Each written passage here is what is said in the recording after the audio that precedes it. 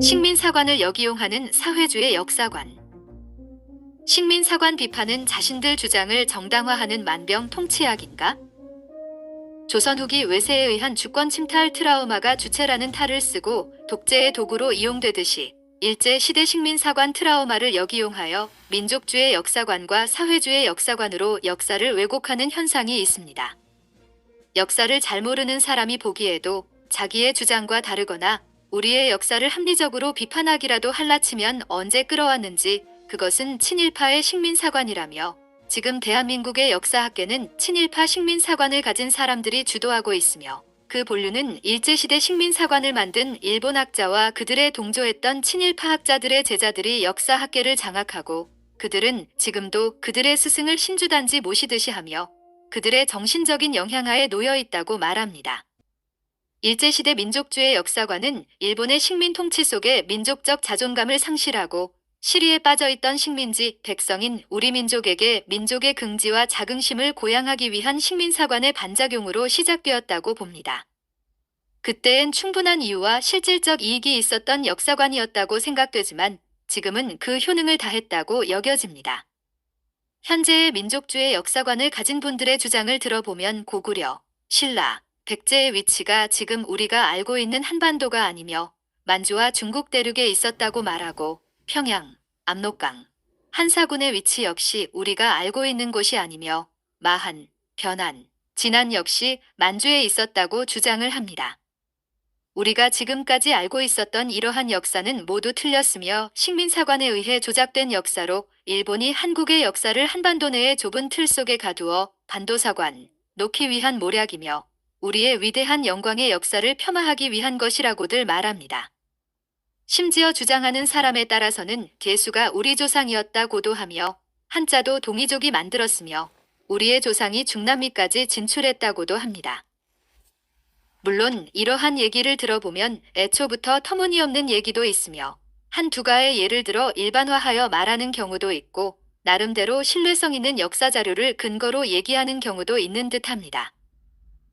그리고 사회주의 역사관을 가진 사람들은 그 활동의 성과도 있어 지금 문제가 되고 있는 역사교과서의 내용에서도 보듯이 대한민국의 국가건국은 정부 수립으로 폄하하고 북한의 정부 수립은 국가 수립으로 하여 마치 북한의 역사에 정통성이 있는 것처럼 말하며 건국 대통령인 이승만 대통령과 대한민국의 산업화를 이루고 우리 민족의 5천년 숙명이었던 가난의 고통을 해결해준 박정희 대통령 역시 독재자로 묘사하며 대한민국은 태어나지 말았어야 할 나라로 현대사를 왜곡, 폄하하며 인류 보편의 가치이며 헌법 가치인 자유민주주의 자유를 뺀 교육을 하기에까지 이르렀습니다.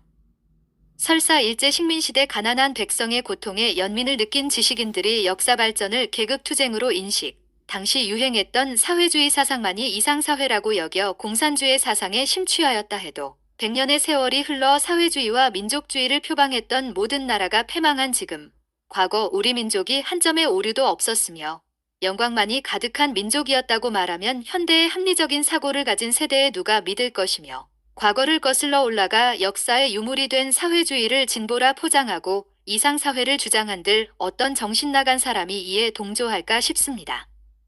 그리고 식민사관은 조선 후기에 조선과 조선인의 단점을 한국 역사 전반에 일반화하여 부각하고 식민 통치를 용이하게 하기 위해서 조선의 사대주의성, 당파성, 정체성, 지리적 결정론, 만선사관, 일선동조론, 내선일체론 등을 주장하였던 것으로 당연히 목적성을 가진 사관이므로 기존 사실에 더하여 과장, 왜곡, 조작이 있었을 것으로 짐작이 됩니다. 그러나 이러한 식민사관을 누가 전적으로 신뢰하고 주장하는 사람이 있습니까? 우리가 역사를 배우는 것은 지나간 역사를 거울로 삼아 잘된 것은 긍지로 삼고 잘못된 것은 반성하고 고쳐나가기 위한 것이라고 봅니다. 이런 측면에서 수백 년을 이어온 조선이란 나라가 망했다고 하는 것은 그만한 이유가 있었다고 봅니다. 중국을 영혼 없이 맹목적, 사대하고 주자학 교주주의에 빠져 백성의 실질 생활을 외면하고 예와 도덕과 의리 등 도덕주의적 관념론에 빠져 당파 싸움, 세도 정치로 부정과 부패로 백성들이 도탄에 빠지는 등 내부적인 요인과 국제역학 관계 속에서 외세의 간섭 와중에 결국 일본의 침략으로 국권을 상실한 것이 아니겠습니까? 그런데 이러한 합리적 주장까지도 무조건 친일의 시종자를 지닌 친일파 식민사관의 역사학자의 주장이라고 매도를 하며 말문을 닫게 하면 우리의 잘못된 역사를 어떻게 반성하여 시정하겠습니까?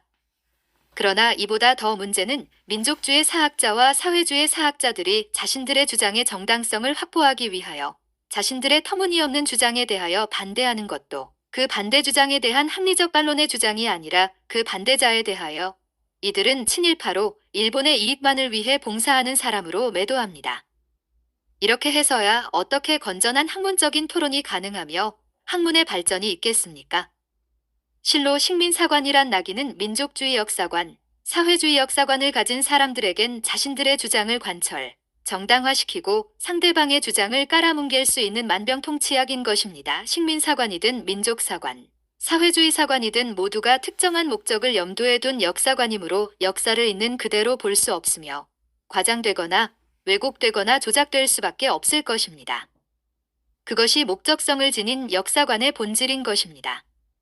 그 좋은 예가 사회주의 혁명을 표방하고 세습 독재를 정당화, 목적성, 하기 위한 역사저술로 자신들의 역사관에 비추어 모든 외세, 자유주의 국가를 배격하고 자신들 권력의 정당성의 확보를 위해 김일성 일가를 신격화하여 김일성은 축지법을 썼으며 솔방울로 시류탄을 만들었고 단군 신화와 같은 백두혈통이란 것을 만들어 역사를 왜곡하고 있지 않습니까? 이젠 기존의 전통적인 역사관을 무조건 식민사관이라 매도할 것이 아니며 기존의 전통적 역사관을 가진 학자들도 새로운 사료의 발견, 고고학을 비롯한 과학의 발달로 인해 밝혀지는 새로운 역사적 사실들에 대하여는 열린 자세로 받아들여야 할 것이며 민족주의 역사학자들 역시 한 두 가지의 역사적 사료, 사실을 근거로 일반화해서 우리 역사의 정사로 인정하여 후세대들에게 교육해야 한다고 주장하고 그렇게 하지 않는다 하여 곧바로 친일파, 식민사관을 지닌 사람으로 매도하는 것은 잘못되었다고 봅니다. 우리는 지금껏 오랫동안 전통적인 역사관을 가진 사람들에 대하여 식민사관이라고 공격하는 것에 기만당하고 편승하여 그것에 주의를 기울이는 동안 사회주의 역사관을 가진 사람들에 대한 비판과 견제자가 없어 우리도 모르는 사이 대한민국 역사는 그들에게 잠식당해 젊은 세대의 정신이 좀 먹게 되고 체제까지도 위협당하는 지경에 이르렀습니다. 그렇지 않아도 아부꾼 정치인들에 의한 정치적 포퓰리즘에 시달려 염증을 느끼는 지금 역사 포퓰리즘까지 더해져 우리를 피곤하게 하는 일이 없기를 바라며 고정관념에 사로잡혀 기존의 틀 속에 얽매이는 자유우파분들이 없기를 희망합니다. 광복동의 자유시민 20